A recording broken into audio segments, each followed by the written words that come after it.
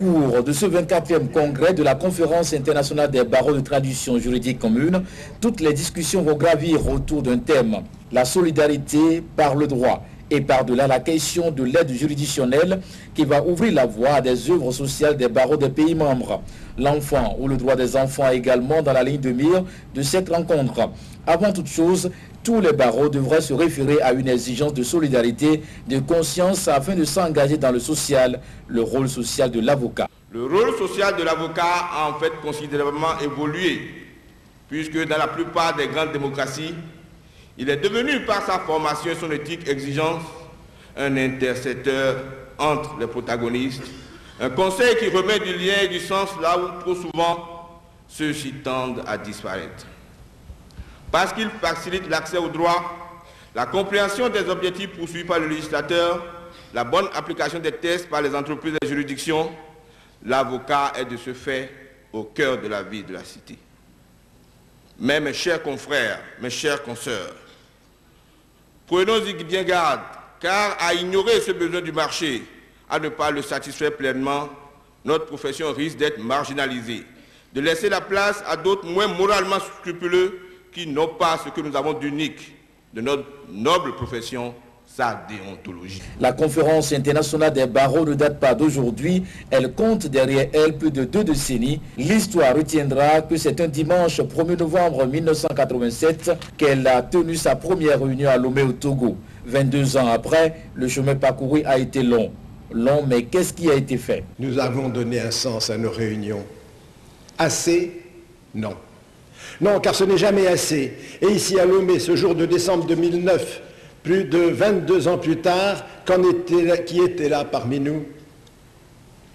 N'est-il pas maintenant symbolique que nous puissions nous interroger, que nous puissions nous interpeller, comme disent les jeunes de nos jours, sur ce qu'ont été ces chemins parcourus et surtout ce que nous avons encore à parcourir, puisque c'est l'avenir qui doit donner raison à notre passé, non le passé retenir notre avenir et en ternir l'éclat par nos déceptions, nos désillusions et nos faiblesses. Demain, tout est toujours possible, n'est-ce pas, mes jeunes confrères, venus de partout, venus nous apporter la force de vos ambitions, de votre idéal, et par là, à votre tour, de votre exemple, on apprend à tous les âges. Ne l'oubliez pas, à nous de nous le rappeler. Le discours d'ouverture du chef de l'État togolais a retracé les réformes entreprises dans le cadre de la modernisation de la justice par l'État togolais. Fort et Sozim Nanyasibé montrant son entière adhésion à cette solidarité internationale et à l'aide juridictionnelle, a joint latte à la parole. 250 millions de francs CFA pour le barreau togolais dans le cadre de l'aide juridictionnelle. Vous avez décidé d'entreprendre 5 jours durant une réflexion que j'espère fertile et constructive sur le thème portant sur la solidarité par le droit. Permettez-moi de partager brièvement avec vous les quelques réflexions que m'inspire cette question d'une brûlante actualité. Nul n'ignore aujourd'hui que le droit occupe une place centrale dans la dynamique historique de notre temps depuis l'adoption en 1947 de la Charte des Nations Unies qui engage tous les États du monde à coopérer sur la base de la règle du droit, à régler pacifiquement leurs différends et à agir dans la solidarité pour assurer un respect universel des droits de l'homme afin de préserver la paix et la sécurité internationale. Nous assistons depuis lors à la construction méthodique et soutenue d'un droit mondial qui structure actuellement les relations internationales et la coopération entre les États. Parallèlement à cette mondialisation du droit, qui s'accélère à grande vitesse avec la globalisation économique, nous constatons la mise en place d'institutions internationales et régionales chargées de veiller à son application. Le gouvernement togolais s'est toujours efforcé d'apporter sa modeste contribution à l'édification de ce droit universel et à son essor. Nous avons entrepris sur le plan national un vaste chantier de réforme de la justice dont l'objectif est de doter le pays d'infrastructures judiciaires performantes, de renforcer l'indépendance de la justice, de consolider l'état de droit et d'assainir l'environnement judiciaire afin d'assurer la sécurité juridique des affaires et des investissements dans notre pays. J'ai le plaisir de vous informer que le gouvernement togolais a décidé de créer un fonds d'aide juridictionnelle d'une dotation provisoire de 250 millions, dont la gestion sera confiée au barreau du Togo. Les travaux se poursuivent et vont prendre fin le 15 décembre prochain. Créée le 29 novembre 1985 en France, la Conférence internationale des barreaux est une association des barreaux de pays de tradition juridique commune ayant en partage le français. En 24 ans de parcours, la CIB compte aujourd'hui en son sein plus de 85 pays membres issus des 4 coins de la planète. Les barreaux réunis au sein de cette association ont pour objet de créer entre eux une coopération en vue d'affirmer l'idéal d'indépendance dans l'exercice de leurs fonctions aux côtés des peuples. Depuis sa création en 1985, la Conférence internationale des barreaux de tradition juridique commune se préoccupe particulièrement des questions intéressant l'ensemble de la profession d'avocat, notamment la justice et la défense des droits de l'homme. La CIB qui a veillé à ce que et aidé la création du barreau de Mauritanie, la création du barreau du Tchad, la création du barreau du Niger, la création du barreau de Rwanda, la création du barreau du Burkina Faso, c'est pas mal.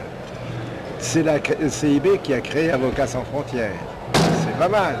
C'est la CIB qui a créé le CIFAF, le Centre international de formation des avocats francophones, qui se tient à Cotonou tous les ans pour le mois d'août, et avec l'association Afrique et Droit qui est également créée par la CIB. Autres approches, lorsque au Cameroun on a voulu voter une loi qui portait atteinte au secret professionnel, nous nous sommes mobilisés, la loi a été abandonnée. Lorsque au Congo on a voulu créer des avocats, des officiers défenseurs, l'idée quelle indépendance ils pouvaient avoir ces officiers militaires défenseurs à l'ordre bien sûr du gouvernement. Nous sommes intervenus, nous avons fait intervenir la francophonie, ça a été abandonné. La Mauritanie, nous avons milité pour que leur barreau puisse être à nouveau indépendant après qu'un précédent régime ait imposé un bâtonnier à la place de celui régulièrement élu. Et nous avons aidé à rétablir cet état de droit. Voilà les petites choses que nous faisons là où on nous appelle, pourquoi nous pouvons le faire.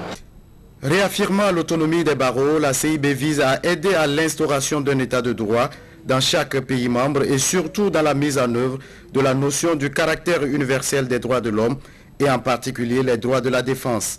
Placée sous le signe de la solidarité par le droit, cette conférence internationale des barreaux est la deuxième en terre togolaise après celle du 1er novembre 1987. Pour cette 24e édition, la solidarité des barreaux se traduit par une aide juridictionnelle au bénéfice des justiciables de Lomé, Anéhor et Tablibo. L'aide juridictionnelle est le mécanisme par lequel une assistance est portée aux personnes qui ont besoin d'avocats, mais qui n'ont pas les moyens de s'offrir les services d'avocats. Et donc l'État pallie à cette insuffisance-là en donnant les moyens aux avocats de donner l'assistance à ceux d'entre nous qui sont les plus démunis. Car comme je le disais ce matin, il est des pieds de pauvreté que la pauvreté en justice. Il faut se réjouir que M. le Président de la République ait pris l'heureuse initiative de créer le fonds d'aide judiciaire dans le temps d'une enveloppe financière de 250 millions de francs CFA. Je trouve ici l'expression des remerciements du Conseil de l'ordre et de l'ensemble de l'avocat. Au cours des travaux de cette 24e conférence, les délégations des barreaux des 36 pays représentés à la rencontre de Lomé vont également réfléchir sur les thèmes relatifs aux droits de l'enfant. Il est prévu au cours de ces assises une table ronde consacrée à l'arbitrage international et à la moralisation de la vie des affaires.